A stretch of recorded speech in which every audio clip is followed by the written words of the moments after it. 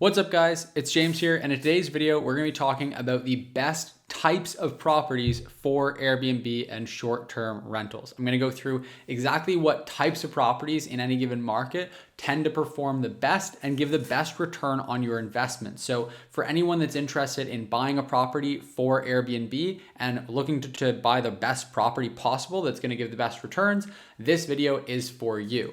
Now, if you are interested in investing in short-term rental Airbnb properties, then there's a training in the description down below. There's a link to it that is going to be great for you. We're going to actually walk through step by step exactly how to successfully invest in short-term rental properties. Make sure you're buying the right properties in the right markets, managing them effectively, absolutely everything. It's going to give our step-by-step process for all of the major pitfalls to avoid and all the things you need to make sure of if you want to be successful investing in short-term rentals. And we're even going to give you our analysis spreadsheet completely free along with the training, which is also completely free. So I highly recommend you check that out. It's in the link in the description down below. So let's get started and talk about the best, and we'll also mention some of the worst types of properties to have as Airbnbs. Now, from a management standpoint, the easiest ones to manage, you would think, would be a condo because it's small, there's very little maintenance to do, and there's a concierge there. So a lot of people tend to gravitate towards condos, especially because the price tag on them tends to be a lot more affordable as well.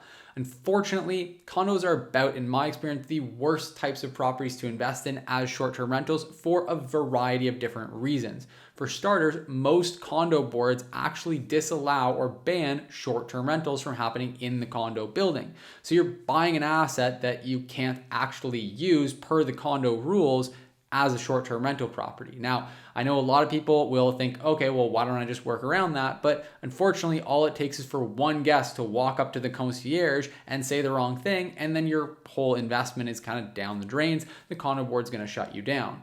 Now, add to that the fact that condos tend to be small, cookie cutter, nothing original about them. It means that because they're small, you're not going to be able to charge a higher nightly rate by putting more people into the property and having them split the costs amongst more people. It also means that because they're so cookie cutter and they're so small, there's going to be a ton of competition and really no reason that's compelling for a person to choose your property over another property. You're competing with all the other condos, all the other hotels in that area. So it's going to be a lot of competition, a lot of regulations and kind of rules you need to be aware of and skirt your way around. And so overall, it just doesn't tend to do that well.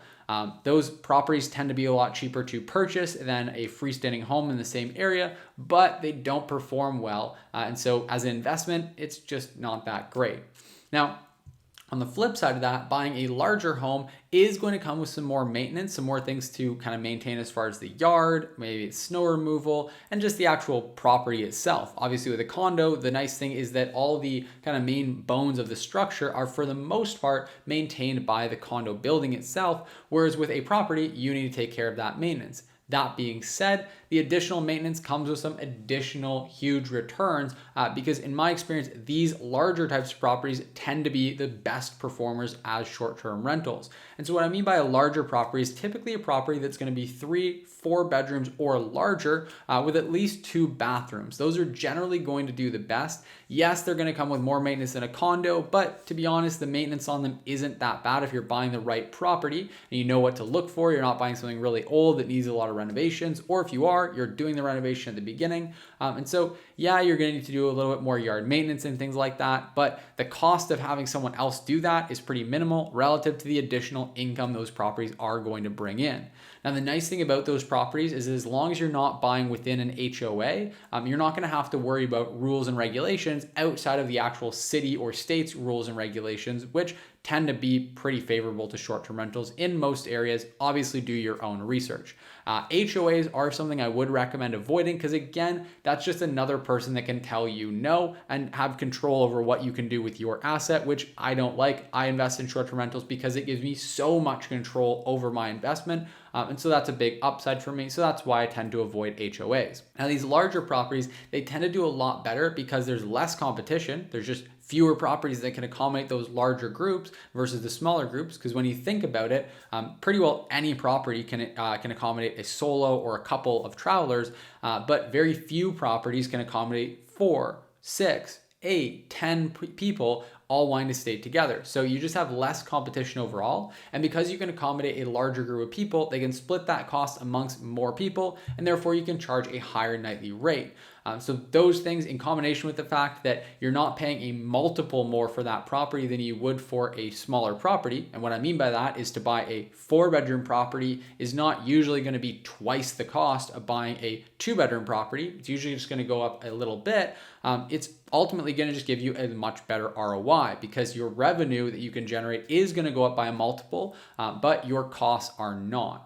So those properties tend to do really well. And then another type of property that I've seen do well, but it's a little bit more hit and miss, are the more high-end luxury properties. High-end luxury properties can do really, really well. You can look on AirDNA and see some properties that are doing $200,000, $300,000, $400,000, even $700,000 and $800,000 a year on Airbnb. And I know that's mind-blowing to look at because even for me, being experienced in this space, it really does blow my mind to see that some properties can bring in $750,000 in a single year as short-term rentals. So they absolutely can do well, but they come with a high cost. So you're obviously going to be investing into a much more premium high-end luxury asset, which comes with its own kind of fair share of complications when it comes to investing. On the one side, if everything goes well and the market does well, that property is probably going to crush it. And you can buy a property that'll do, you'll buy it for maybe $1 million or $2 million and have it do really well. That's fantastic. We can bring in several $100,000 a year on a couple $1 million purchase price. That's probably going to make a lot of sense. Where things start to fall apart there is where the economy doesn't do so well. Because if the economy is not going well, then luxury high-end real estate tends to be one of the first things to drop in value, and luxury high-end vacations tend to be one of the things that drop off people's to-do list for where they're going to allocate their money. It's not to say that the demand is going to completely dry up, it's just to say that it is going to be drastically reduced in a bad economy. And so when you pair that with the fact that property value is going to be going down, and then it's quite hard to find a long-term tenant for luxury high-end properties in a bad economy, you're kind of banking on the economy more than you likely want to be. In a good economy, that asset is going to do well. In a bad economy, you're going to have a tough time. You never want to be in a position where you're going to be potentially forced to sell the property because it's actually costing you money to carry it every month. It's cash flowing negative, in other words. And so if you are buying a more luxury high-end property, you just want to really make sure that you're doing a good job of analyzing the worst case scenario and making sure that it's something you can stomach and that it's never going to be cash flowing negative. The other type of property that's out there that I see a lot of and that does actually very well are auxiliary dwelling units. Now, that's a blanket statement. I have other videos on this channel that break down the different types of auxiliary dwelling units, whether it's yurts, geodesic domes, cabins, A-frames, RVs, you name it. There's all kinds of different auxiliary or alternative dwelling units that you can set up if you have some land to set them up on. And these properties tend to do really well also because what they lack in size, they make up for in uniqueness. There's sort of two main things that make properties do really well on Airbnb in my experience and in short-term rentals in general, and it's size and uniqueness. From an ROI perspective, if you can get something that's larger and can accommodate more people, that's generally going to perform better from a return on investment standpoint than a property that is smaller and can accommodate less people. And the more unique a property can be, the better it can do as a short-term rental property. So what you don't necessarily get with the ADUs is size, because generally an auxiliary dwelling unit is going to be small and it's generally only going to accommodate a maximum of 4 people, but in most cases more like 1 or 2. But the really cool thing is the uniqueness. That's where they're off the charts. You get a geodesic dome where you've got these incredible views, or you can really trick out an Airstream trailer, you can make tree houses, and all these things offer a really unique experience to guests. And so for that reason, they tend to perform really well. Now, on the other side of it, purchasing them or building one of them actually doesn't cost that much. For most of these types of units, you can set them up for anywhere from $15,000 to $40,000, and they can perform at pretty much that amount every single year. Sometimes you can even get the revenue to go up to $100,000 a year, like we've seen in some geodesic domes. Again, we've talked about this in more detail and broken it all down in other videos. So if you want to learn more about that, you can check those out as well. But ultimately, the one downside on these properties from an investing standpoint is that you're not really going to be building much equity. With certain property types, for example, an A-frame cabin, you might be because it's an actual proper structure. But for a temporary structure like a geodesic dome, you're really not going to be building any equity by building it. So you just have to understand that you're going to be sinking that cost of, let's say, $30,000 into buying it, setting it all up. And if you had to liquidate down the road, you wouldn't be able to get all that money back. Certainly not an appreciated value on it. But the plus side is that on that $30,000 investment, you're probably going to be making $20,000 to $30,000, if not more, in annual cash flow. So after 1.5 years, your full investment's going to be paid back, and then you're just profiting year after year after year.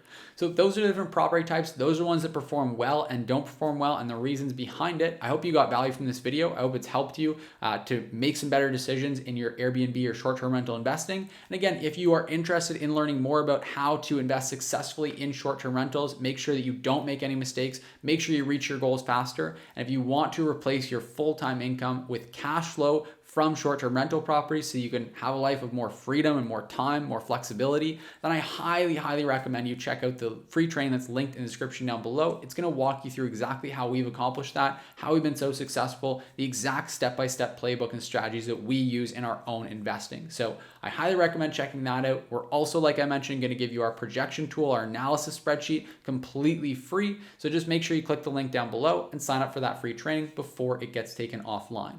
Now, all that said, if you liked this video, if you got value from it, if it was helpful for you, then please take a minute and hit that like button. It really does help me with growing this video, growing this channel, getting this video in front of more people. So I'd really appreciate it if you could just take a moment and hit that like button.